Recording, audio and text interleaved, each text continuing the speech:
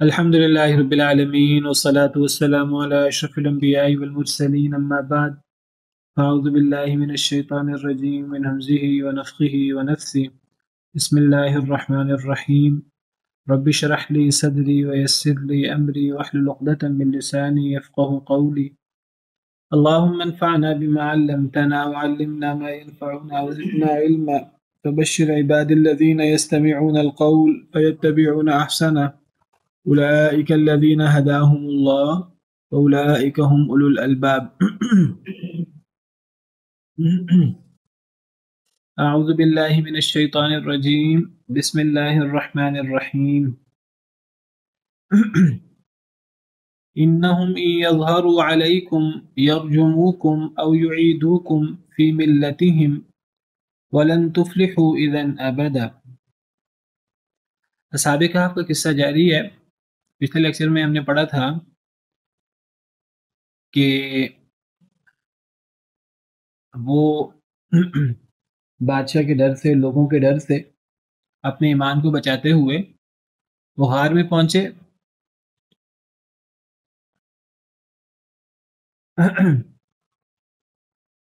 اور پھر وہ سو گئے.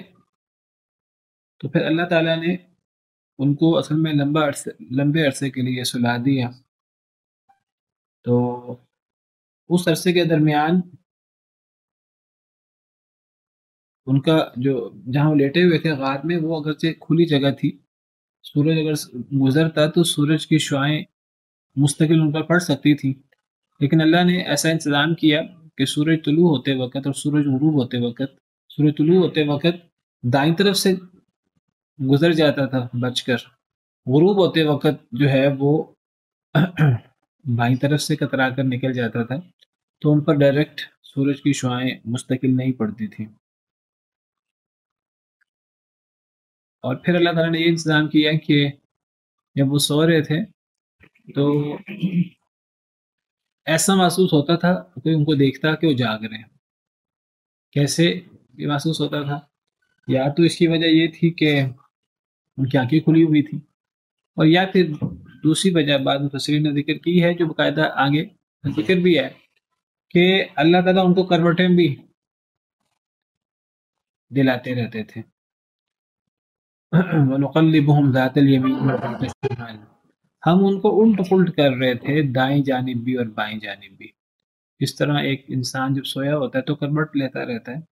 تو یہ لمبا عرصہ اب یہ سوئے رہے، اس کو نیند کہا جائے یا موت کہا جائے، فرق نہیں ہے دونوں باتوں میں، اس لیے کہ نیند میں موت کی بہن ہے.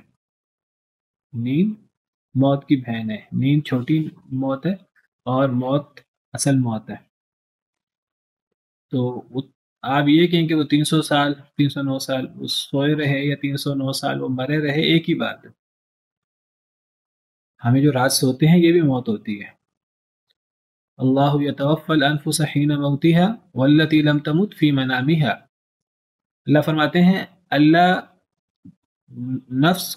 نفسوں کو فوت کرتے ہیں، لے لیتے ہیں ان کی موت کے وقت، والتی لم تمت فی منامها، اور جن کو بھی موت نہیں آئی ہوتی ان کو ان کی نیند میں. کیا مطلب؟ یعنی ایک تو اللہ نفسوں کو فوت کرتے ہیں ان کے اصل موت کے وقت، اور نمبر 2 اللہ نفسوں کو فوت کرتے ہیں ان کی نیند میں. تو نیند بھی وفات ہے، نیند بھی موت ہے. اسی لیے سوتے وقت ہماری دعا اللہم بسمک اموت و احیا. انام نہیں ہم کہتے، انام و ایقظ یہ نہیں کہتے. ہم یہ نہیں کہتے، اصل لفظ ہونا چاہیے اللہم بسمک انام و ایقظ یا استیقظ. اے اللہ آپ کے نام کے ساتھ میں سوتا ہوں اور جاگتا ہوں. دعا ہے اللہم بسمک اموت و احیا، یا بسمک اللہم اموت و احیا. اے اللہ آپ کے نام کے ساتھ ہی میں مرتا ہوں اور زندہ ہوتا ہوں. تو نیند موت ہے، جاگنا یہ زندگی اللہ کی طرف سے. اسی طرح جب ہم صبح جاگتے ہیں، یہ دن میں اگر ہم سوئیں تب بھی، تو الحمدللہ الذی احیانا بعد ما اماتنا، یہ نہیں ہم کہتے الحمدللہ الذی ایقظنا بعد ان انامنا یا بعد نومنا، یہ نہیں ہم کہتے. الحمدللہ الذی احیانا بعد ما اماتنا. ہر قسم کی تعریف اس اللہ کی جس نے ہمیں زندہ کیا ہماری موت کے بعد. وَإِلَيْهِ النُّشُورُ، اور اسی کی طرف لوٹ کر جانا ہے. یہ بہت بڑی دلیل ہے باس بعد الموت کی. روزانہ ہمیں دعا پڑھتے ہیں. ایک مسلمان کا آپ دیکھیے ایمان کہ ایک مسلمان روزانہ وہ جب اٹھتا ہے تو وہ باس بعد الموت کا اقرار کرتا ہے، اس پر ایمان لانے کی بات کرتا ہے، اور وہ جاگتے وقت وہ یہ الفاظ دہراتا ہے نبی صلی اللہ علیہ وسلم کے حکم سے.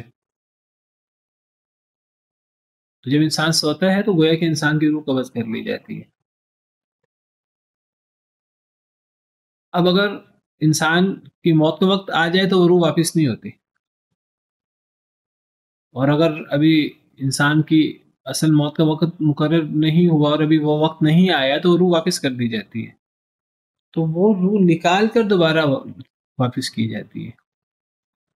تو نیند کا مسئلہ ہلکا نہیں ہے، یہ بہت بڑی نشانی ہے اللہ تعالیٰ کی. یہ ایسی ہی نشانی ہے نیند اور نیند کے بعد جاگنا جیسے موت اور موت کے بعد دوبارہ زندگی. اسی لیے دعا سکھائی گئی ہمیں. ایک تو یہ سونے کی دعا ہے، ایک جاگنے کی دعا ہے. ان دعاؤں کے اندر آپ دیکھیے کتنی گہرائی ہے. اور پھر جو ہمیں دعائیں سکھائی گئی ان دعاؤں میں سے اب آپ یہ دعا دیکھیے.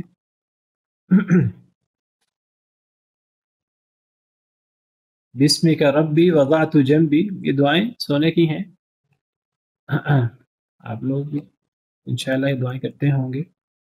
اللہ تعالیٰ سب کو توفیق دے. بسمک ربی وضعت جنبی وبک ارفعه ان امسکت نفسی فرحمها وان ارسلتها فاحفظها بما تحفظ به عبادك الصالحین. اس دعا پہ غور کریں، یہ رات سونے کی دعا ہے. ایک تو انسان کو جب سوئے تو انسان کو دائیں پہلو پہ سونا چاہیے، دائیں گال کے نیچے ہاتھ رکھنا چاہیے. انسان کو اپنے بستر کو جھاڑ لینا چاہیے. سیدنا ابو ہریرہ رضی اللہ تعالیٰ عنہ فرماتے ہیں نبی صلی اللہ علیہ وسلم نے فرمایا اذا اوا احدکم الی فراشہ، جب تم میں سے کوئی شخص اپنے بستر کی طرف پناہ لے، لیٹنے لگے، فلینفض فراشہ بداخلۃ ازارہ، تو وہ بستر کو ایک دفعہ جھاڑ لیا کرے. فإنہ لا یدری ما خلفہ علیہ، اس کو نہیں پتا کہ صبح جب وہ اٹھا تھا تو اس کے بعد اس بستر میں کوئی چیز داخل تو نہیں ہو گئی. کوئی سانپ، کوئی بچھو، کوئی تکلیف دہ چیز. ہم تو آج کل شہروں میں رہتے ہیں، شہروں میں بھی یہ چیزیں آ جاتی ہیں، دیہات وغیرہ میں، جنگلات وغیرہ میں یہ چیزیں زیادہ آتی ہیں. ثم لیضطجع علی شقہ الایمن، پھر اسے لیٹ جانا چاہیے اپنے دائیں پہلو پر. ثم یقول، پھر وہ کہے بسمک ربی وضعت جنبی، اے میرے رب آپ کے نام کے ساتھ، وضعت جنبی میں اپنا پہلو رکھتا ہوں، یعنی میں لیٹتا ہوں آپ کے نام کے ساتھ. لیکن مسلمان ہر کام کرتا ہے اللہ کے نام کے ساتھ. بسم اللہ الرحمن الرحیم ہر اہم کام سے پہلے پڑھنا چاہیے، کھانا کھاتے وقت، سوتے وقت، ہر چیز کے وقت پہلے، وضو کرتے وقت، تو یہاں بھی سوتے وقت بھی. اے میرے رب آپ کے نام کے ساتھ، وضعت جنبی میں رکھتا ہوں اپنا پہلو، وبک ارفعہ آپ کے نام کے ساتھ ہی میں اٹھوں گا. میں اپنے پہلو کو اٹھاؤں گا بستر سے، یعنی صبح اٹھوں گا. ان امسکت نفسی فرحمھا، اگر آپ نے میری روح کو روک لیا، یعنی آپ میری روح قبض کر لیں گے، اب میری روح ایک دفعہ آپ نکال لیں گے، مجھے ایک دفعہ آپ موت دے دیں گے.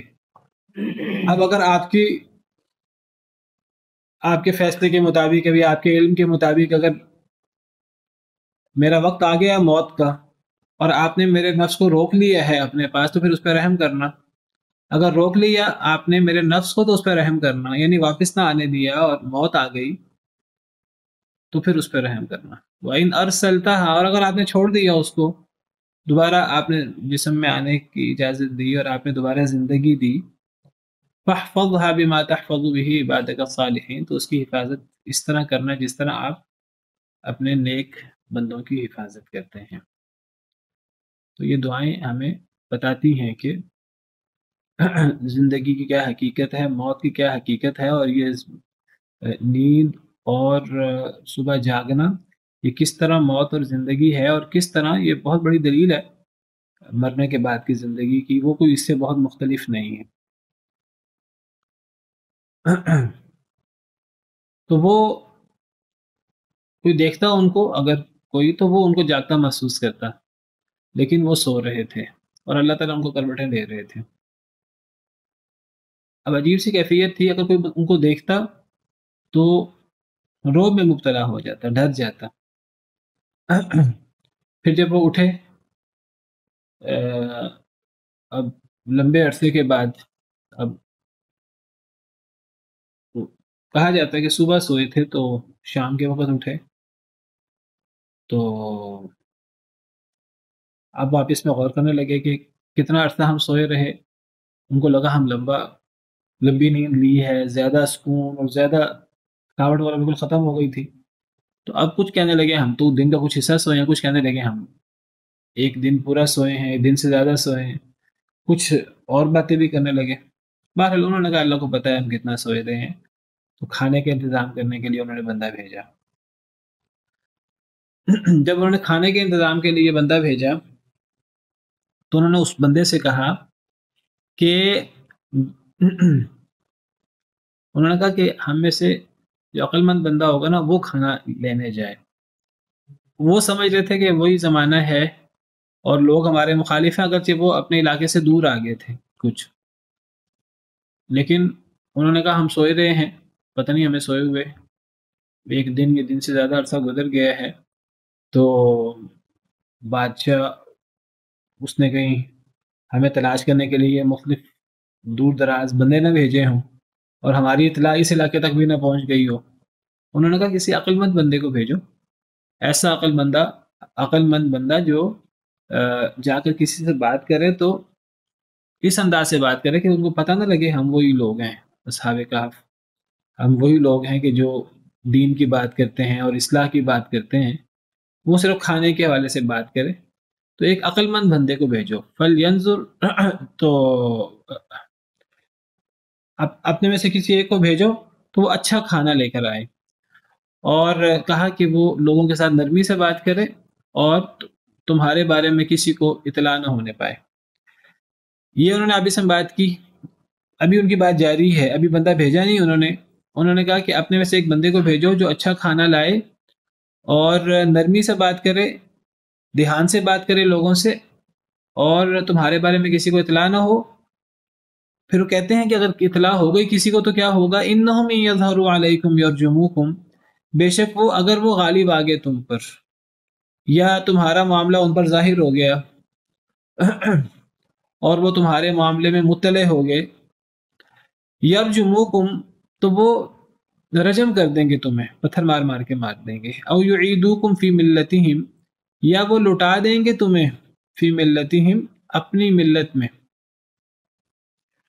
وَلَن تُفْلِحُوا إِذًا أَبَدًا، اور ہرگز نہیں تم کامیاب ہوگے اس وقت کبھی بھی۔ انہوں نے کہا کہ کسی کو جو بندہ جائے کھانا لانے کے لیے بہت احتیاط کرے، بہت باریک بینی سے کام لے، کسی کو اپنے بارے میں اور پھر ہمارے بارے میں کسی کو بھی شبہ نہ ہو اس کی حرکتوں سے اور اس کی بات چیت سے۔ اگر ان کو شبہ ہو گیا، اگر ہمارے حال پر مطلع ہو گئے، اگر ہمارا حال ان پر ظاہر ہو گیا تو دو کام کریں گے، یا تو ہمیں سزا دیں گے کڑی، ہمیں پتھر مار مار کے مار دیں گے، یا پھر ہمیں وہ کہیں گے کہ ایک ہی صورت میں تمہارا چھٹکارا ہو سکتا ہے کہ تم مرتد ہو جاؤ۔ تو ہمیں پھر ان کی بات مانے بغیر چارہ نہیں ہوگا، دل سے چاہے وہ نہ بھی مرتد ہوں، لیکن ظاہری طور پر وہ اتنے ہمارے خلاف بکھرے ہوئے ہیں اور ہمارے خلاف اتنے غصے میں ہیں کہ یا تو ہمیں وہ قتل کر دیں گے یا پھر ہمیں ان کے دین کی طرف لوٹنا ہوگا، یا وہ تمہیں لوٹا دیں گے اپنی ملت میں۔ وَلَن تُفْلِحُوا إِذًا أَبَدًا، اور ہرگز نہیں تم کامیاب ہوگے اس وقت کبھی بھی۔ اس سے پتہ لگتا ہے کہ کتنی سخت مخالفت تھی ان کی اور وہ کتنی شدید مشکلات کا شکار تھے۔ تو انہوں نے کہا کہ بہت دھیان سے کام لیا جائے اور بالکل ہمارے بارے میں پتہ نہ لگے انہیں.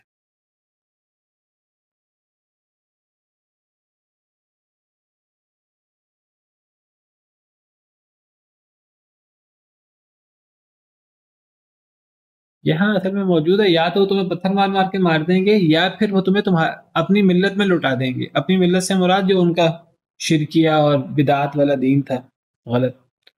اور پھر ہرگز نہیں تم کامیاب ہوگے اس وقت کبھی بھی.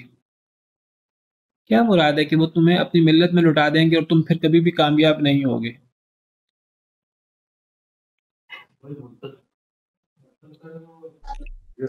دوبارہ شرک کرنے پہ مجبور کریں گے اسی جس پہ وہ ہیں. لیکن اگر وہ مجبور کر دیکھیے، یا تو وہ قتل کر دیں گے برے طریقے سے، پتھر مار مار کے مار دیں گے اگر تم اپنے دین پر باقی رہو گے، یا وہ تمہیں کہیں گے تم ان کے دین پہ پلٹ جاؤ. اب دو صورتیں، ایک تو یہ ہے کہ وہ دل سے ان کے دین کی طرف پلٹ جائیں، پھر تو بات ٹھیک ہے، وَلَن تُفْلِحُوا اِذًا أَبَدًا، تم اس وقت کبھی بھی کامیاب نہیں ہوگے. اور اگر وہ ظاہری طور پہ اپنی جان بچانے کے لیے اگر وہ ان کی ملت میں پلٹ تھے، تو پھر تو وَلَن تُفْلِحُوا اِذًا أَبَدًا والی بات نہیں ہے نا. یہ ہو سکتا ہے کہ وہ وہاں جا کے اتنے میں مبتلا ہو جائیں اور پھر دوبارہ انہی کے طور طریقوں پہ چلنا شروع ہو جائیں.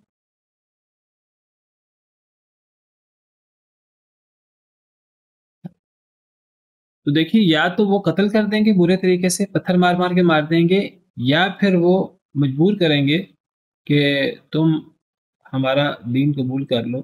اگر وہ مجبوراً دین قبول کریں تو جلدی جان نہیں چھوٹے گی، وہ کافی لمبا عرصہ ان کے علاقے میں رہنا پڑے گا. بعض دفعہ انسان لمبے عرصے کسی کے علاقے میں رہتا ہے، جب جبر کے حالات میں بھی رہے تو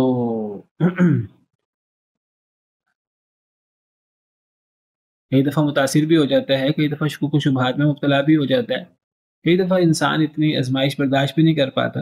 اللہ کی مدد نہ ہو تو، اللہ کی مدد ہو تو انسان لمبا عرصہ مشکلات بھی برداشت کر لیتا ہے. اگر تو ہم دل سے پھر گئے، پھر تو اگر وہ دل سے پھر جاتے پھر تو کبھی بھی کامیاب نہ ہوتے. اگر وہ لمبا عرصہ مجبوری کی حالت میں رہیں گے تو اللہ کی مدد نہ ہو تو وہ انسان ان کی طرف شکوک و شبہات میں مبتلا ہو سکتا ہے. جب لوگ اچھے لوگوں کے خلاف چالیں چلتے ہیں اور اچھے لوگوں کو بہکانے کی کوشش کرتے ہیں، تو اللہ کی مدد نہ ہو تو بڑے سے بڑے مضبوط لوگ بھی بعض دفعہ اللہ کی مدد نہ ہو تو وہ نہیں بچ پاتے. ہم نے پیچھے نبی صلی اللہ علیہ وسلم کے حوالے سے پڑھا، نبی سے بڑھ کر کون ہوگا؟ وَلَوْلَا أَن ثَبَّتْنَاكَ لَقَدْ كِدتَّ تَرْكَنُ إِلَيْهِمْ شَيْئًا قَلِيلًا إِذًا لَأَذَقْنَاكَ ضِعْفَ الْحَيَاةِ وَضِعْفَ الْمَمَاتِ ثُمَّ لَا تَجِدُ لَكَ عَلَيْنَا نَصِيرًا. اللہ تعالیٰ فرماتے ہیں سورہ بنی اسرائیل میں، اگر ایسی بات نہ ہوتی کہ ہم نے آپ کو ثابت قدم نہ رکھا ہوتا، اگر ہماری مدد شامل حال نہ ہوتی، لَقَدْ كِدتَّ تَرْكَنُ إِلَيْهِمْ شَيْئًا قَلِيلًا، آپ قریب ہے کہ آپ مائل ہو جاتے ان کی طرف تھوڑا بہت. اِذًا لَأَذَقْنَاكَ، دیکھیں نا، وہ بھی بڑی کوششیں کرتے تھے، اور وہ نبی کریم صلی اللہ علیہ وسلم کو کبھی وہ کہہ رہے ہیں کہ جی آپ کو ہم اپنا سردار بنا لیتے ہیں، کبھی کہتے کہ آپ سے ہم اپنی خوبصورت ترین کسی خاتون کی شادی کر دیتے ہیں، مال و دولت دے دیتے ہیں، جو آپ کی خواہشیں پوری کر دیتے ہیں.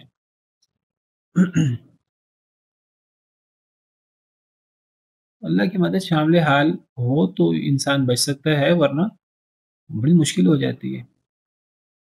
کوئی بندہ بھی اپنے اوپر اعتماد کر کے یہ نہیں کہہ سکتا نہیں مجھے کوئی نہیں بہکا سکتا. یہ اسی طرح کا اظہار ہے. واللہ تعالی عالم.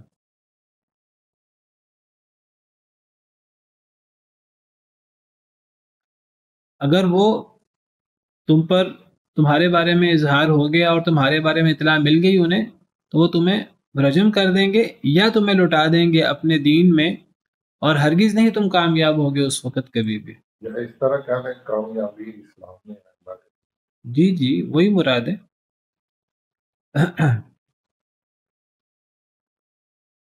کامیابی تو اسلام میں ہی ہے. وَكَذَلِكَ آثَرْنَا عَلَيْهِمْ، اسی طرح ہم نے خبردار کر دیا علیہم ان پر، اسی طرح ہم نے خبردار کر دیا یعنی لوگوں کو، اس علاقے کے لوگوں کو. وہ جو 309 سال کے بعد کا جو زمانہ تھا تو ان لوگوں کو ہم نے خبردار کر دیا علیہم ان پر، اصحاب کہف پر. کیسے وہ خبردار ہوئے؟ مفسرین کہتے ہیں کہ وہ بندہ جب گیا تو اس نے جب کھانا، اب بڑے احتیاط سے وہ جا رہا ہے، کسی کو پتہ نہ لگے، بڑی باریک بینی سے جائزہ لے رہا ہے حالات کا. اب اس نے جا کر کھانا وغیرہ مانگا تو وہ جب اگلے بندے نے وہ دکان میں اس نے جب کھانا مانگا، کھانا دیا، اس نے اس کو پیسے دیے تو پیسہ اس علاقے میں چلتا ہی نہیں تھا. تو اس نے کہا یہ سکہ کون سا ہے؟ تو وہ کہنے لگا یہ سکہ ہے، اور یہ وہ سکہ تھا بادشاہ دقیانوس کے دور کا، 300 سال پرانا سکہ. اب وہ سکہ تو چینج ہو گیا تھا. تو اس نے ساتھ والوں کو دکھایا، ارد گرد لوگوں کو دکھایا کہ یہ تو پتہ لگا تحقیق سے یہ تو سکہ آج کا تو ہے نہیں، یہ تو سکہ 300 سال پرانا ہے، یہ تب چلتا تھا.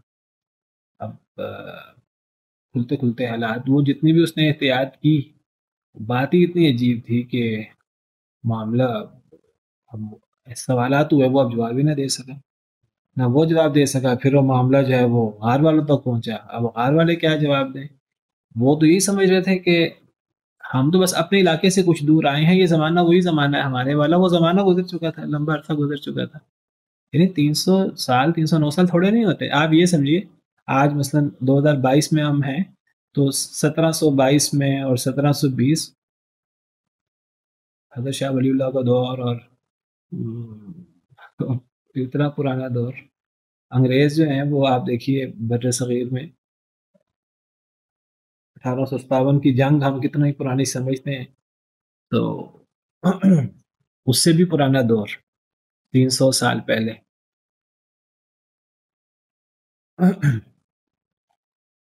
بہت لمبا عرصہ، تھوڑا عرصہ نہیں ہے.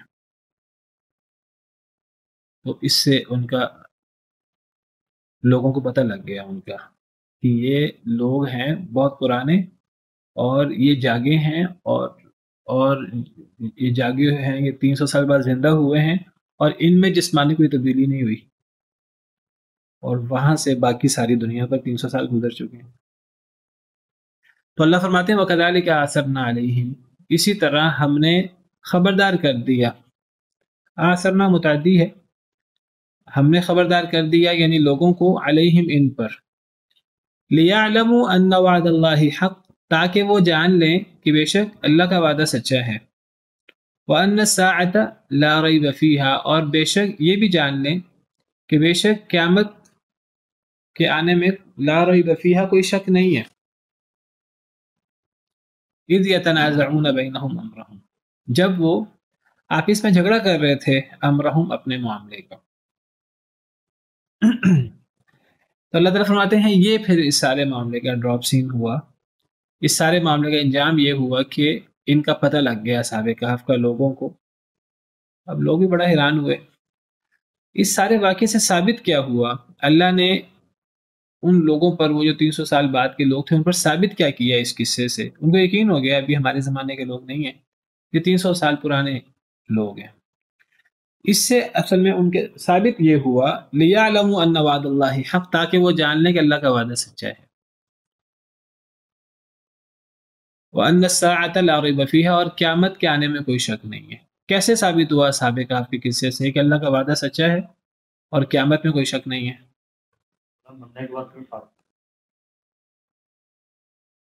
اللہ کا وعدہ سچا ہے. اللہ کا وعدہ سچے سے مراد کہ اللہ فرماتے ہیں کہ موت کے بعد زندگی ہے، یہ اللہ کا وعدہ ہے.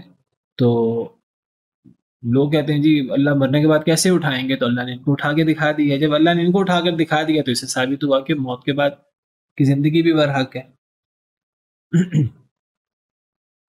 اس سے یہ بھی ثابت ہوا کہ اللہ کا وعدہ سچا ہے مرنے کے بعد اٹھانے کا، اور اس سے یہ بھی ثابت ہوا کہ قیامت کے آنے میں کوئی شک نہیں ہے۔ قیامت کے آنے پر اعتراض لوگ اسی وجہ سے کرتے ہیں، لوگ کہتے ہیں کہ جی مرنے کے بعد زندگی نہیں ہے، ورنہ دیکھیے اللہ تعالیٰ کہتے ہیں کہ جی جس اللہ نے یہ دنیا پیدا کی ہے وہ اللہ آخرت، اب ایک دوسرا جہان ہے آخرت کا، تو جس اللہ نے دنیا بنائی ہے وہ اللہ اب آخرت بنائے گا اور میدان معاشر لگائے گا۔ میدان معاشر میں لوگوں کا کوئی اعتراض نہیں ہونا چاہیے۔ لوگ آگے سے کیا اعتراض کر دیتے ہیں، لوگ کہتے ہیں کہ جی میدان معاشر تو تب لگے گا جس میں یہی لوگ حساب دیں گے۔ وہ کہتے ہیں یہ لوگ دوبارہ کیسے زندہ ہوں گے؟ وہ کہتے ہیں جب ہم مر جائیں گے مٹی میں مل جائیں گے تو ہمیں زندہ کون کرے گا؟ تو قیامت کا انکار کر دیا، میدان معاشر کا انکار کر دیا۔ تو اللہ فرماتے ہیں کہ جو اللہ مردوں کو زندہ کر سکتا ہے تو مردوں کو زندہ کرنے پر یہ اعتراض ہے، وہ تو اعتراض حل ہو گیا اس واقعے سے۔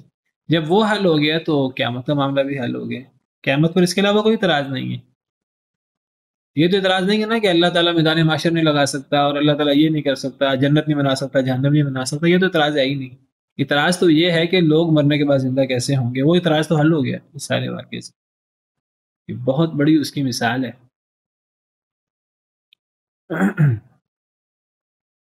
عام طور پر مردوں کی زندگی کے جتنے بھی واقعات ہیں نا قرآن کریم میں جو بیان ہوئے ہیں، یہ ان میں سے سب سے بڑا واقعہ ہے اصحاب کہف کا۔ باقی واقعات میں یعنی موت اور زندگی میں کوئی بہت لمبا فاصلہ نہیں ہے۔ وہ جو گائے کا قصہ ہے سورہ بقرہ میں، تو وہ ایک شخص قتل کیا گیا، اس کا قاتل کا پتہ نہیں لگ رہا، تو وہ گائے کے ذبح والا واقعہ ہوا۔ گائے کے ذبح والا واقعہ میں کچھ وقت لگ گیا ہوگا، کچھ دن لگ گئے ہوں گے، تو کچھ عرصے کے بعد ہی، کچھ دنوں کے بعد، وہ جب گائے ذبح کی گئی اور گائے کے حصے کو اس مردے کے ساتھ لگایا گیا تو مردے نے بتا دیا اٹھ کر کہ جی میرا قاتل تو میرا بھتیجا ہی ہے، جائیداد کے لیے اس نے مجھے قتل کیا ہے۔ جو لوگ حضرت موسیٰ علیہ السلام کے ساتھ گئے تھے اور جنہوں نے اللہ کو دیکھنے کا مطالبہ کر دیا تھا، تو ان کو اللہ تعالیٰ نے مار دیا ایک دفعہ، ان پر بجلی گر پڑی اور وہ مر گئے ایک دفعہ، اللہ کے غضب کا شکار ہوئے۔ حضرت موسیٰ نے دعا کی، اللہ نے ان کو زندہ کر دیا دوبارہ۔ تو یہ بھی کوئی بہت بڑا فاصلہ نہیں ہے درمیان میں۔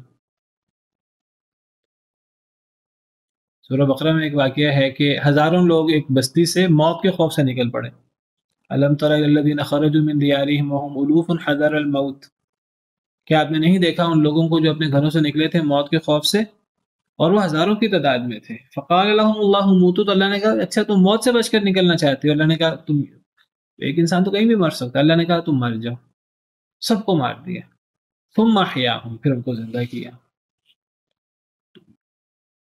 تو یہ بھی ایک واقعہ ہے، ہزاروں لوگ اللہ نے موت کے بعد دوبارہ زندہ کر۔ وہاں کوئی ایسی نہیں صراحت کہ وہ کوئی بہت ٹائم لگ گیا تھا، دوبارہ کوئی 100 سال یا اس سے زیادہ سال کی وضاحت وغیرہ نہیں ہے، واللہ عالم۔ ہاں وہ جو قصہ ہے، وہ جس شخص نے کہا تھا ایک بستی کو دیکھ کر کہ اس کھنڈ رات کیا اللہ اس بستی کو بھی دوبارہ زندہ کر سکتا ہے، کہتے ہیں حضرت عزیر علیہ السلام تھے، وہ واقعہ 100 سال کا ہے، اس میں 100 سال کے بعد اللہ نے اس کو زندہ کیا تھا دوبارہ۔ او کالذی مر علی قریۃ وہی خاویۃ علی عروشها قال انا یحیی هذه اللہ بعد موتها فاماته اللہ 100 عام ثم بعثه، اللہ نے اسے 100 سال کے لیے موت دے دی، 100 سال کے لیے سلا دیا، پھر اللہ نے اسے زندہ کیا، اٹھایا۔ اللہ نے اسے پوچھا کم لبثت، تو کتنی دیر ٹھہرا رہا؟ قال لبثت یوما و بعض یوم، اس نے بھی کہا ان کی طرح کہ میں ایک دن یا دن کا کچھ حصہ ٹھہرا رہا۔ اللہ نے فرمایا بل لبثت 100 عام، تو 100 سال مرا رہا ہے یا سویا رہا ہے۔ ایک واقعہ اور ہے سورہ بقرہ میں ہی، پرندوں کو زندہ کرنے والا۔ حضرت ابراہیم علیہ السلام نے اللہ تعالیٰ سے کہا کہ اے اللہ میں دیکھنا چاہتا ہوں، مجھے آپ دکھائیے کہ آپ مردوں کو کیسے زندہ کرتے ہیں۔ اللہ نے پوچھا کہ کیا ایمان نہیں ہے؟ کہنے لگے کہ ایمان تو ہے لیکن اطمینان قلب چاہتا ہوں۔ تو وہ اللہ نے پھر فرمایا کہ پرندوں کو اپنے سے مانوس کرو، اس طرح کہ تم انہیں بلاؤ تو تمہاری آواز پر وہ آئیں، جس طرح جانوروں کو ہلا لیا جاتا ہے اپنے ساتھ، پرندوں کو بھی اس طرح مانوس کیا جا سکتا ہے۔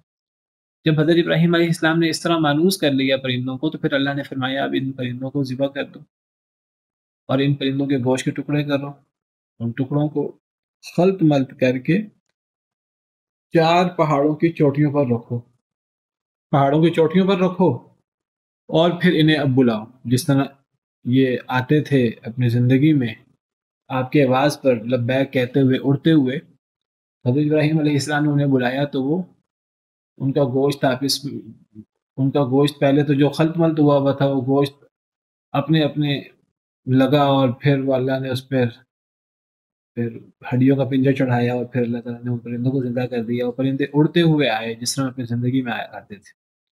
قرآن میں یہ واقعہ بھی موجود ہے۔ یہ سارے واقعات ہیں، ان سارے واقعات میں اور بھی کوئی واقعہ اگر ہے تو یہ سورہ بقرہ میں 5 واقعات ہیں۔ یہ جتنے بھی واقعات ہیں ان میں سب سے عجیب واقعہ اور سب سے بڑا واقعہ جس میں لمبے عرصے کے بعد اللہ نے زندگی دی تو وہ یہ اصحاب کہف والا واقعہ ہے۔ تو یہ دجال کو بھی یہ پاور ہوگی؟ دیکھیے ایک تو ہے مردوں کو زندہ کرنا، یہ اللہ کر سکتا، کوئی بھی نہیں کر سکتا۔ کوئی ڈاکٹر اگر ہم کہیں کہ ایک ڈاکٹر جو ہے وہ اس نے علاج کیا تو مردہ زندہ ہو گیا یا کومے والا شخص زندہ ہو گیا، اصل میں وہ مرا ہوتا ہی نہیں ہے۔ دجال بھی یہ کام کرے گا لیکن وہ مردوں کو زندہ نہیں کر سکتا، وہ شوکہ بازی ہوگی۔ دجال لوگوں سے کہے گا اگر میں تمہارے ماں باپ کو زندہ کر دوں تو تم مجھے رب مان لو گے؟ لوگ کہیں گے ہاں، تو وہ ان کے ماں باپ کو زندہ کرے گا۔ کیسے زندہ کرے گا اللہ عالم، اللہ بہتر جانتے ہیں۔ وہ جنوں کو کہے گا، وہ جن اس کے ماں باپ کی شکل میں یا اس کے ماں باپ کی آواز میں بات کریں گے ان سے، اشودہ بازی ہوگی۔ اسی طرح جو ہے وہ جو دجال کی پیروی کرے گا تو اس کے پاس فصل ہوگی، پھل ہوں گے۔ جو دجال کی پیروی نہیں کرے گا اس کے پاس فصل اور پھل وغیرہ نہیں ہوں گے، اس کی زمین پہ فصل نہیں ہوگی گی، پھل نہیں ہوگیں گے۔ وہ کوئی ٹیکنالوجی ہوگی، کوئی شعبدہ بازی ہوگی، کیا چیز ہوگی اللہ بہتر جانتے ہیں۔ لیکن ایک ہوتی ہے شعبدہ بازی اور ایک ہوتا ہے یعنی اللہ کا کام جس میں چیزوں کی ماہیت چینج ہو جاتی ہے۔ اب حضرت موسیٰ علیہ السلام جو عصا پھینکتے تھے تو وہ عصا سانپ بنتا تھا، یہ حقیقت میں ہوتا تھا۔ جب حضرت موسیٰ علیہ السلام نے یہ کام فرعون کے دربار میں کیا، یہ معجزہ دکھایا، تو فرعون کہنے لگا یہ جادو ہے۔ فرعون نے کہا کہ میں جادوگر اکٹھے کروں گا، وہ بھی یہ کام کریں گے۔ تو ایک مقابلے کا وقت مقرر ہو گیا۔ اب جادوگروں کو جب فرعون نے بتایا کہ یہ کام کرنا ہے تو جادوگروں نے کہا کہ یہ تو شعبدہ بازی ہم کر سکتے ہیں۔ تو جادوگروں نے وہ جب دوبارہ اکٹھے ہوئے تو جادوگروں نے لاٹھیاں پھینکی، رسیاں پھینکی، تو وہ بھی سانپ بن گئی۔ اب کیا فرق ہوا حضرت موسیٰ کا عصا پھینکنے کا اور جادوگروں کی رسیاں اور لاٹھیاں پھینکنے کا؟ اللہ نے وہ فرق ذکر کیا قرآن میں بڑی وضاحت کے ساتھ۔ وہ جو جادوگروں نے لاٹھیاں اور رسیاں پھینکی تھیں وہ حقیقت میں سانپ نہیں بنے تھے۔ اللہ کہتے ہیں قرآن کریم میں فَإِذَا حِبَالُهُمْ وَعِصِيُّهُمْ يُخَيَّلُ إِلَيْهِ مِنْ سِحْرِهِمْ أَنَّهَا تَسْعَىٰ، کہ وہ لاٹھیاں اور رسیاں لوگ حضرت موسیٰ کو خیال، حضرت موسیٰ پر بھی یہ جادو ہوا تھا، حضرت موسیٰ کے بھی آنکھوں پر اثرات ہوئے تھے۔ حضرت موسیٰ کو فَإِذَا حِبَالُهُمْ وَعِصِيُّهُمْ، ان کی لاٹھیاں اور ان کی رسیاں يُخَيَّلُ إِلَيْهِ، حضرت موسیٰ کو خیال آ رہا تھا من سحرہم، ان کے جادو کی وجہ سے، انہا تسعیٰ، کہ یہ دوڑ رہے ہیں۔ حقیقت میں وہ لاٹھیاں اور رسیاں سانپ نہیں بنے تھے۔ حضرت موسیٰ جب لاٹھی پھینکتے تھے وہ حقیقت میں سانپ بنتی تھی۔ یہ خیال لوگوں کو گزرتا تھا، حقیقت میں یہ نہیں تھا۔ دوسری آیت میں اللہ تعالیٰ قرآن میں فرماتے ہیں سحروا اعین الناس واسترهبوهم وجاءوا بسحر عظیم۔ اللہ فرماتے ہیں کہ Recording in progress. تو میں بتا رہا تھا کہ جادوگروں نے جو لاٹھیوں اور رسیوں کو لوگوں کو وہ نظر آ رہے تھے سانپ، تو وہ قرآن کہتا ہے سحروا اعین الناس، انہوں نے لوگوں کی آنکھوں پر سحر بندی کی تھی، واسترهبوهم، لوگوں کو خوف میں مبتلا کر دیا تھا۔ وجاءوا بسحر عظیم، اور اللہ کہتے ہیں وہ بہت بڑا جادو لائے تھے، یہ بڑی شعبدہ بازی تھی۔ تو شعبدہ بازی ہوتی ہے، شعبدہ بازی میں اور حقیقت میں زمین و آسمان کا فرق ہوتا ہے۔ جادوگر کسی چیز کی حقیقت تبدیل نہیں کر سکتا، کسی انسان کو جانور نہیں بنا سکتا، اور کوئی کسی چیز کی حقیقت تبدیل نہیں کر سکتا۔ تو شعبدہ بازی ہو سکتی ہے۔ کئی لوگ جو ہے وہ میجک دکھاتے ہیں گلیوں میں اور مختلف جگہوں پر، وہ یا تو ہاتھ کی صفائی ہوتی ہے یا پھر شعبدہ بازی ہوتی ہے، حقیقت کبھی بھی نہیں ہوتی۔ آپ دیکھیں اکثر اب تو یوٹیوب وغیرہ پہ اکثر جو اس قسم کے لوگ میجک کے نام پہ چیزیں دکھاتے ہیں، اب وہ جو ہے ریویل ہوئے ہوتے ہیں، وہ دکھاتے ہیں اس کے پیچھے اصل کیا ہے۔ کبھی بھی اصل جو ہے ماہیت چینج نہیں ہوتی، ایک سے دو چیزیں نہیں بنتی، ایک چیز دوسری شکل میں نہیں جاتی۔ وہ دکھاتے ہیں جی وہ تلوار، وہ خنجر اور وہ کیا کیا چیزیں جو ہیں وہ گزار دیتے ہیں جسم سے، وہ اس طرح ہوتے ہی نہیں ہے اصل میں۔ وہ کوئی بندہ دکھاتے ہیں، بندہ جو ہے نا وہ ایک ٹانگ اٹھا کے عجیب طریقے سے وہ کھڑا ہے یا بیٹھا ہے ایک ٹانگ پر، وہ اصل میں وہ نیچے شعبدہ بازی کی ہوتی ہے، انہوں نے لوہے پر ایسی چیز دکھائی ہوتی ہے جو کئی دفعہ نظر نہیں آ رہی ہوتی۔ کئی دفعہ وہ دکھا رہے ہوتے ہیں جی فلاں پانی پہ چل رہا ہے، وہ پانی پر نہیں چل رہا ہوتا، وہ اصل میں پانی کے اندر انہوں نے کچھ چیزیں رکھی ہوتی ہیں۔ وہ ساری چیزیں اب وہ جس طرح کے میجک دکھا رہے ہوتے ہیں، اب وہ اس کو ریویل بھی کر رہے ہوتے ہیں لوگ، اور ان کی ویڈیوز بھی آپ نے دیکھی ہوئی ہیں۔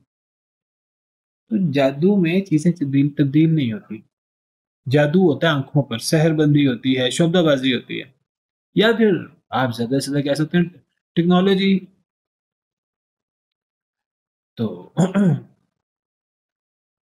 لوگ پرانے زمانے میں وہ آگ سے گزر جاتے، دیکھو جی میں آگ نے کچھ نہیں کہا، وہ کوئی ایسا کیمیکل ان کو پتہ لگ گیا، وہ کیمیکل جو ہے وہ لگا دیتے تھے جسم پہ، تو بعض کیمیکل لگانے سے وہ آگ اس طرح وہ جو ہے وہ نہیں لگتی۔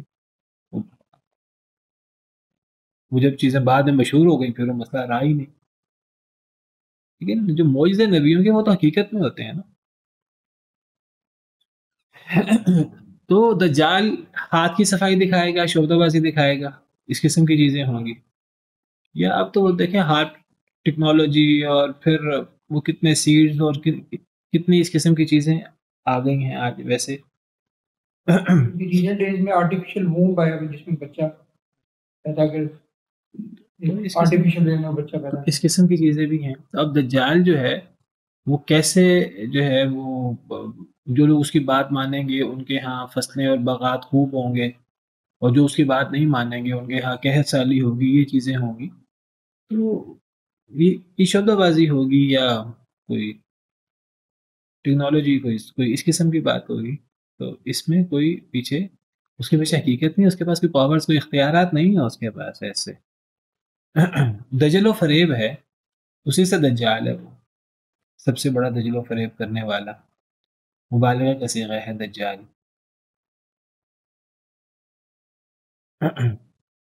یہاں تک آتا ہے حدیث میں کہ وہ ایک شخص کو دو حصوں میں تقسیم کر دے گا، اور دو حصوں میں تقسیم کر کے وہ اس کے درمیان سے باقاعدہ گزر کے دکھائے گا لوگوں کو، پھر کہے گا کہ اس کو میں زندہ کر دوں، تو وہ اس کو جوڑے گا تو وہ زندہ ہو جائے گا وہ شخص۔ اب یہ کیا شعبدہ بازی ہوگی؟ ہے شعبدہ بازی، حقیقت نہیں ہے اس کے پیچھے۔ جب وہ اس شخص کو اس طرح کر کے جوڑے گا، دوبارہ زندہ کرے گا، تو وہ شخص اٹھ کر کیا کہے گا؟ وہ شخص کہے گا کہ مجھے زیادہ یقین ہو گیا ہے کہ تو دجال ہے، یعنی وہ ایسا کام کرے گا، وہ حقیقت نہیں ہوگی۔ اگر حقیقت ہوتی وہ شخص کبھی بھی یہ بات نہ کہے۔ جن احادیث مبارکہ میں یہ ذکر ہے کہ وہ دو ٹکڑوں میں تقسیم کرے گا، ان احادیث مبارکہ میں ہے کہ وہ شخص جیسے ہی وہ اس کو اپنی طرف سے وہ جب جوڑ کے زندہ کرے گا اپنے تئیں، لوگوں سے کہے گا دیکھو جی میں نے اسے زندہ کر دیا، تو لوگ تو اس پر ایمان لائیں گے، اس کے شعبدہ بازی پر، اس کے مکر و فریب پر۔ وہ شخص بالکل وہی انداز ہے جو فرعون نے جادوگروں کو اکٹھا کیا، جادوگر ہی سچا موسیٰ پر ایمان لے آئے، جادوگر ہی فرعون کے باغی ہو گئے، اور اتنے زبردست باغی بنے کہ فرعون نے کہا میں تمہارے ہاتھ پاؤں کاٹ دوں گا، مخالف سمت میں سولی دے دوں گا، تو جادوگر کہنے لگے جو تم نے کرنا ہے کر لو، ہمارا ایمان تو بڑا پختہ ہے۔ تو وہ شخص، جس شخص پر یہ وہ معاملہ کرے گا، اور لوگ متاثر ہو رہے ہوں گے کہ یہ تو واقعی ہی اس میں خدائی صفات ہیں اور یہ ہے اور وہ ہے، تو وہ شخص کہے گا کہ مجھے یقین ہو گیا ہے کہ تو دجال ہے، یہ سارا دجل و فریب ہے۔ اب وہ کیا کرے گا کہ وہ دجال دوبارہ اس شخص پر قابو پانے کی کوشش کرے گا، دوبارہ اس شخص کو تلوار سے یا کسی چیز سے دو حصوں میں کرنے کے اب وہ نہیں کر سکے گا، پتہ لگا سارا شعبہ بازی تھی، اب وہ نہیں کر سکے گا، نہ دو حصوں میں تقسیم کر سکے گا، نہ وہ دوبارہ اس کو زندہ کر سکے گا۔ یہ سارا کا سارا اصل میں مکر و فریب ہے، یہ دھوکہ ہے، شعبہ بازی ہے، جادو ہے۔ جادو بھی حقیقت میں کچھ نہیں ہوتا، جادو کے پیچھے شعبہ بازی ہے، جن ہیں اور شیطان ہیں اور یہ اس قسم کی چیزیں۔ بہرحال بات دور نکل گئی، تو ہم نے خبردار کر دیا ان پر لوگوں کو تاکہ لوگ جان لیں کہ اللہ کا وعدہ سچا ہے، وَأَنَّ السَّاعَةَ لَا رَيْبَ فِيهَا، اور قیامت کے آنے میں کوئی شک نہیں۔ قیامت میں جو لوگ شکوک و شبہات کا اظہار کرتے ہیں، دیکھیے اللہ کی قدرت پر تو کوئی بندہ شک نہیں کر سکتا۔ جس اللہ نے پہلی دفعہ یعنی مشرک کافر بھی مانتا ہے زمین و آسمان کا خالق اللہ ہے۔ جب زمین و آسمان کا خالق اللہ ہے، پہلی پوری زندگی تمام انسان تمام مخلوقات کا خالق اللہ، کافر بھی مانتے ہیں، مشرک بھی مانتے ہیں۔ جب اللہ ہے تو پھر دوبارہ اللہ میدان معاشر کیوں نہیں لگا سکتا، اور اللہ سارا سسٹم کیوں نہیں بنا سکتا؟ وہ ایک شبہ پیدا کرتے ہیں کہ جی مرنے کے بعد جب ہم مٹی میں مل جائیں گے تو دوبارہ ہم کیسے زندہ ہوں گے؟ تو وہ اللہ نے اس کے بہت سارے دلائل دیے ہیں، تو ایک دلیل یہ بھی ہے بہت بڑی، اللہ نے کر کے دکھا دی ہے باقاعدہ۔ اور یہ نیند اور نیند سے جاگنا یہ بہت بڑی دلیل ہے اس کی، یہ بارش ہونا اور بارش سے مردہ زمین کا زندہ ہونا یہ بہت بڑی دلیل ہے۔ اللہ نے تو بہت سارے دلائل دیے نا۔ اللہ تعالیٰ کا طریقہ یہ، اللہ تعالیٰ ایک چیز کو پھیر پھیر کر 10 طریقوں سے 100 طریقوں سے اللہ تعالیٰ ثابت کرتے ہیں عقلاً۔ اب وہ اتنا مرتبہ ثابت ہو جاتا ہے کہ اب جس نے ماننا ہوتا ہے اس کو تو ایک دلیل کی ضرورت ہوتی ہے، اس کو تو زیادہ دلیلوں کی ضرورت نہیں ہوتی۔ جس نے نہیں ماننا اس کے سامنے 1000 دلیلیں بھی کم ہیں۔ پھر اس کے لیے تو پھر کچھ لاتوں کے بھوت ہوتے ہیں، کچھ باتوں سے سمجھ جاتے ہیں، کچھ لاتوں کے بھوت ہوتے ہیں، ان کے لیے پھر سزا ہی اس کا علاج ہے، اور ان کا علاج کچھ بھی نہیں ہوتا، یہ جو بغاوت ہوتی ہے۔ تو اللہ نے یہ ثابت کر دیا کہ اللہ کا وعدہ سچا ہے اور قیامت کے آنے میں کوئی شک نہیں ہے۔ اذ یتنازعون بینہم امرہم، جب وہ آپس میں جھگڑا کر رہے تھے، بینہم آپس میں، امرہم اپنے معاملے کا۔ بعض علماء کہتے ہیں کہ وَكَذَلِكَ أَعْثَرْنَا عَلَيْهِمْ اِذْ يَتَنَازَعُونَ بَيْنَهُمْ أَمْرَهُمْ کے ساتھ تعلق ہے وَكَذَلِكَ أَعْثَرْنَا عَلَيْهِمْ کا، کہ اللہ نے اس وقت یہ ان کا معاملہ ظاہر کیا اصحاب کہف کا کہ یہ 300 سال کے بعد دوبارہ زندہ ہوئے ہیں۔ یہ وہ وقت تھا جب بعد الموت کے بارے میں زیادہ بحث و مباحثہ ہو رہا تھا، زیادہ جھگڑا ہو رہا تھا۔ تو اس وقت اللہ نے ان کا معاملہ لوگوں پر ظاہر کیا۔ یہ ہر وقت لوگ بحث کرتے رہتے ہیں اس معاملے میں کہ مرنے کے بعد زندگی کیسے ہوگی، کفار اور ملحدین دیگر لوگ اس پر ہمیشہ کرتے رہتے ہیں۔ تو اس وقت اس معاملے میں بہت زیادہ بحث و مباحثہ ہو رہا تھا، یہ بہت زیادہ گفت و شنید کا موضوع تھا آپس میں۔ تو اس وقت اللہ نے یہ عملی دلیل لوگوں کو دکھا دی، اور لوگوں کو دکھا دیے دیکھو اللہ تعالیٰ اس طرح مردوں کو زندہ کر سکتے ہیں۔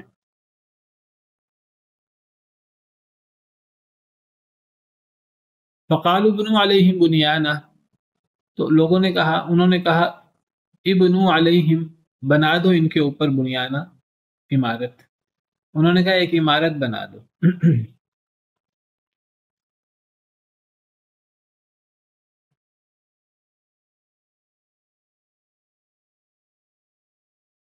انہوں نے کہا ان کو ایک عمارت بنا دو، یہ اس عمارت میں رہیں۔ اصل میں بعض مفسرین کہتے ہیں کہ وہ پھر فوت ہو گئے تھے، اس کے بعد پھر وہ زندہ نہیں رہتے، وہ دوبارہ سوئے تو وہ فوت ہو گئے۔ ان کا جب معاملہ لوگوں کے سامنے کھل گیا، اب وہ دوبارہ لیٹے تو وہ سو گئے دوبارہ، اب وہ حقیقی موت مر گئے۔ تو ان کی موت کے بعد لوگوں نے کہا کہ ان کے اوپر عمارت بنا دو، یا بعض علماء کہتے ہیں کہ لوگوں نے کہا کہ ان کو چھوڑ دیا جائے، اب یہ تو وہ بادشاہ دقیانوس اور اس کے علاقے کے لوگوں سے یہ بھاگے تھے، سارا معاملہ کھلا، تو لوگوں نے کہا ان کو عمارت بنا دی جائے، ان کو ان کے حال پہ چھوڑ دیا جائے۔ تو وہ پھر کچھ عرصہ زندہ رہے، پھر فوت ہو گئے، یا وہ فوت ہو گئے تو پھر لوگوں نے کہا کہ ان کے اوپر عمارت بنا دی جائے۔ ربهم اعلم بهم، ان کا رب زیادہ جانتا ہے ان کو۔ قال الذين غلبوا على امرهم، کہا ان لوگوں نے جو غالب آئے ان کے معاملے پر، لنتخذن علیہم مسجدا، البتہ ہم ضرور پکڑیں گے ان کے اوپر مسجد۔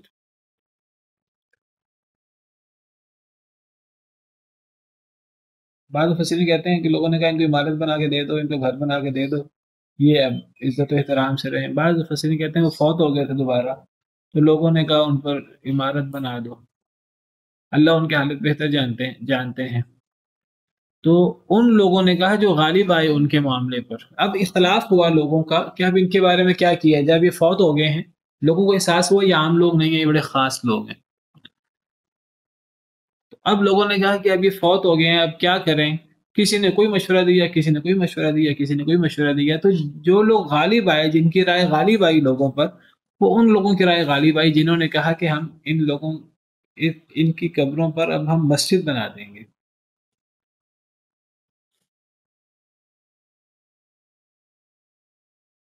بعض مفسرین کہتے ہیں کہ اہل ایمان نے کہا کہ ہم مسجد بنا دیں گے، بعض مفسرین کہتے ہیں نہیں، یہ اہل باطل نے کہا تھا، اہل کفر نے کہا تھا کہ ہم مسجد بنا دیں گے ان کے اوپر۔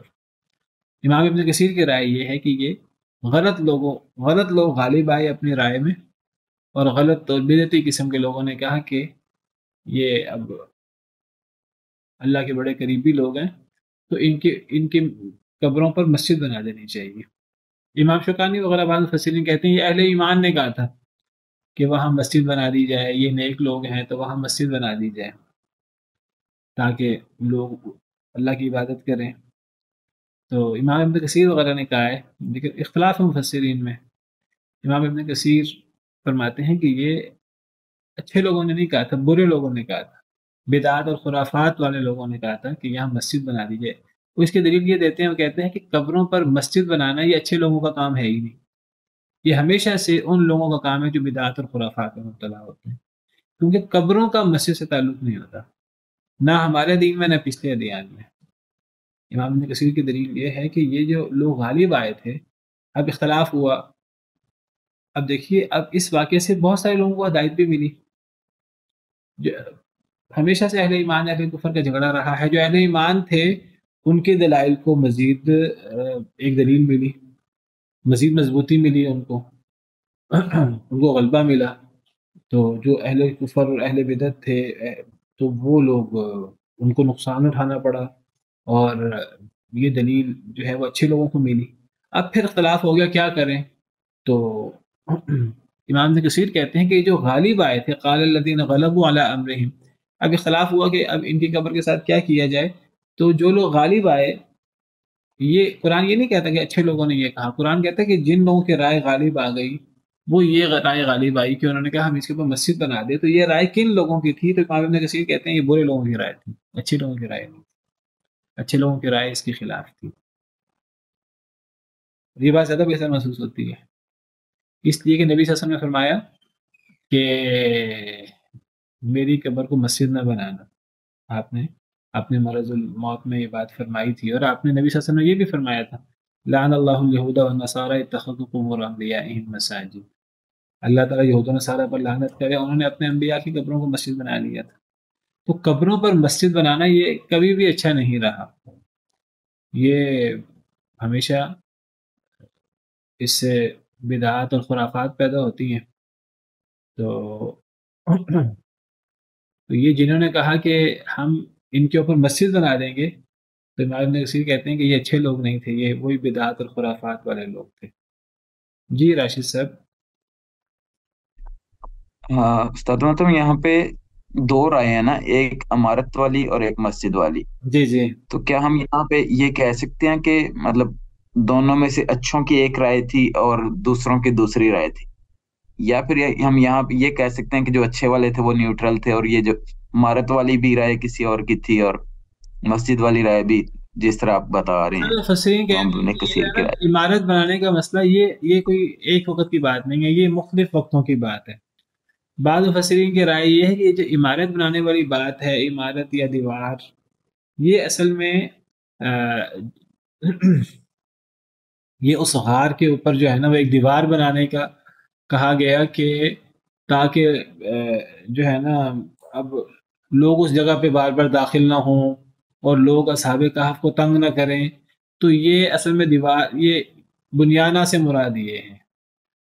لنتخذن علیہم مسجدہ کی بات تب آئی جب وہ فوت ہو گئے، باقاعدہ جب ان کی قبر کھود کے ان کو قبروں میں دفنا دیا گیا، اب بات آئی کہ وہاں مسجد بنا دی جائے۔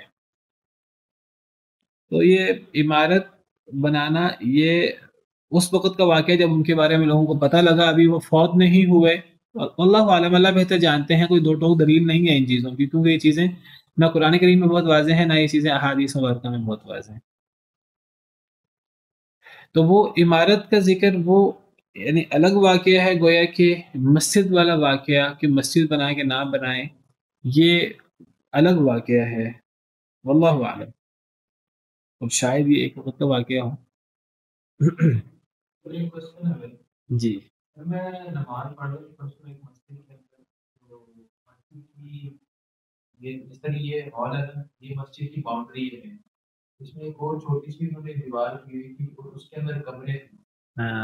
کیا لوگ اس مسجد میں نماز پڑھتے تو یہ وہ مسجد صحیح ہے الاؤ ہے؟ نہیں، دیکھیے نہ تو مسجد میں قبر بنانا جائز ہے، نہ قبرستان میں مسجد بنانا جائز ہے۔ نبی صلی اللہ علیہ وسلم نے فرمایا کہ اپنے گھروں کو قبرستان نہ بناؤ، اپنے گھروں میں نماز پڑھا کرو، یعنی گھروں میں عورتیں نماز پڑھیں، بچے نماز پڑھیں، مرد حضرات مسجد میں نماز پڑھیں تو سنتے ہیں تہجد وغیرہ وہ گھر میں پڑھا کریں۔ تو نبی صلی اللہ علیہ وسلم نے گھروں کو قبرستان بنانے سے منع کیا۔ قبرستان بنانے کا مطلب یہ ہے کہ ایسے گھر نہ ہوں جن میں نماز نہ پڑھی جاتی ہو، اس سے پتہ لگتا کہ قبرستان میں نماز نہیں ہو سکتی۔ تو علماء نے صلاحت کی ہے دلائل کی روشنی میں، وہ کہتے ہیں کہ اگر قبرستان میں مسجد بنا دی جائے تو مسجد کو گرا دیا جائے گا، اور اگر مسجد میں قبر بنا دی جائے تو قبروں کو گرا دیا جائے گا، جو چیز بعد میں بنے گی وہ گرا دی جائے گی۔ تو یہ قبر اور مسجد کو اکٹھا نہیں کیا جا سکتا۔ اس سے بڑی وہ نماز جنازہ کے لیے اگر کوئی، پہلی بات تو اس کے لیے باقاعدہ مسجد نہیں ہوتی، وہ میدان وغیرہ میں نماز جنازہ ہوتی ہے، تو وہ لوگ قبرستان سے تھوڑا سا سائڈ پہ کر کے بناتے ہیں اس کو، قبروں کے اندر نہیں بناتے۔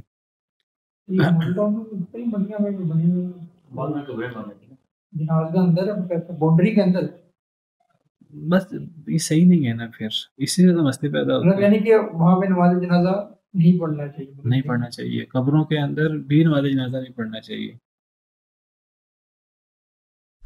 تو استاد محترم، جیسے مسجد نبوی ہے تو آپ سے نے منع فرمایا تھا، تو وہ تو مسجد ہے، بے شک وہ پہلے کی ہے، لیکن اس میں اب توسیع کی گئی ہے۔ اصل میں نا یہ توسیع جو ہوئی ہے ساری، اور نبی صلی اللہ علیہ وسلم کی قبر مبارک مسجد کے اندر آ گئی ہے، یہ خیر القرون میں نہیں ہوا، صحابہ کرام کے دور میں، تابعین، تبع تابعین کے دور میں نہیں ہوا، یہ بہت بعد میں ہوا ہے، اور اس پر بڑے لوگوں کا یعنی علماء کی یہ رائے ہے کہ یہ صحیح نہیں ہوا جو بھی ہوا ہے۔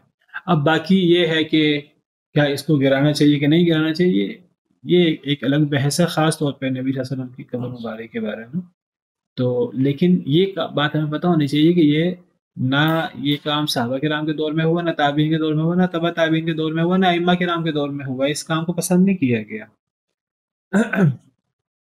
پھر دوسری بات ہے تھوڑی یہاں ایک مجبوری بھی ہے، یہاں مجبوری اصل میں یہ ہے کہ جب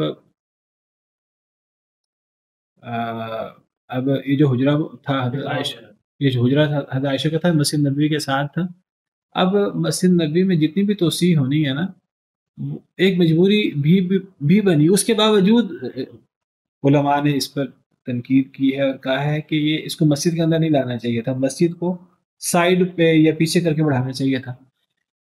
ایک مجبوری کی صورت بھی ہے، مجبوری کی صورت یہ ہے کہ جب مسجد نبوی میں جب بھی توسیع وغیرہ کی گئی ہے نا، تو کوشش یہ کی جاتی ہے کہ جو اس دور کی مسجد تھی اس کو بنیاد بنایا جائے۔ اگر اس دور کی مسجد کو بنیاد نہیں بنانا اور اس سے سائڈ پہ، مثلا میں آپ کو اس کی مثال دیتا ہوں، ویسے میں نے موبائل رکھا ہے سامنے، تو اگر جس جگہ نبی کریم صلی اللہ علیہ وسلم کا مصلی تھا اور جس جگہ نبی صلی اللہ علیہ وسلم اور صحابہ کرام مسجد نبی میں نماز پڑھتے تھے، اصل میں یہ تو اس جگہ کیا ہے نا۔ اسی طرح خانہ کعبہ کو لے لیجیے، تو آج کوئی بندہ کہتی ہے خانہ کعبہ میں توسیع کرنی ہے، تو خانہ کعبہ کی توسیع کوئی جو ہے نا 2 کلومیٹر سائڈ پہ کر کے ہم نیا خانہ کعبہ بنا دیتے ہیں، نہیں توسیع کر دیتے ہیں، اس کو کوئی بھی نہیں مانے گا۔ اسی طرح مسجد نبوی کی توسیع کرتے ہوئے یہ اگر تجویز دی جائے کہ وہ تو 1-2 کلومیٹر تھوڑا سا سائڈ پہ کر کے یا ایک سائڈ پہ توسیع کر دی جائے تو وہ فضیلت حاصل ہی نہیں ہوگی جو اصل مسجد نبوی کی ہے. اگر مسجد نبوی کے اس ممبر کو بنیاد بنایا جائے تو جب توسیع ادھر ہوگی دائیں سائڈ پہ اتنی ہی بائیں سائڈ پہ ہوگی تو مجبوراً قبر مبارک درمیان میں آتی ہے. یہ بھی ایک بڑی مجبوری ہے، اس اصل جگہ کو نہیں چھوڑا جا سکتا. اسے پیچھے کر کے مسجد نبوی میں توسیع کر دی جائے یا آگے کر کے توسیع کر دی جائے کہ رائٹ سائڈ پہ توسیع کر دی جائے، وہ لیفٹ سائڈ پہ آنا پڑتا ہے. یہ مجبوری بھی ہے، اس کے باوجود بھی اس پہ تنقید ہے علماء کی. اور یہ کام میں نے بتایا صحابہ تابعین تبع تابعین کے دور میں نہیں ہوا، یہ بعد میں ہوا ہے 5ویں 6ویں صدی ہجری کے بعد جا کے. چلیں بس کرتے ہیں اس کو.